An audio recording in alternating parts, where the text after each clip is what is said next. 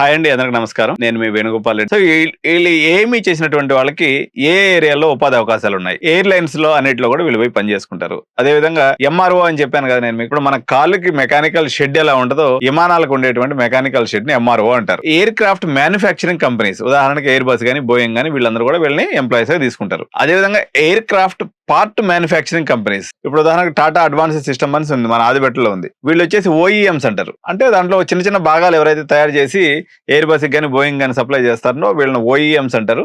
ఈ ఓఈఎంస్ లో కూడా వీళ్ళకి జాబ్ అవకాశాలు ఉంటాయి. ఎయిర్ క్రాఫ్ట్ ఆపరేషన్స్ ఆర్గనైజేషన్స్, ఉదాహరణకి ఎయిర్ క్రాఫ్ట్ ఆపరేషన్స్ చూసుకునే దానికి కొన్ని సంస్థలు ఉంటాయి. అటువంటి ఇక్కడ కూడా వీళ్ళు ట్రైన్ చేయొచ్చు.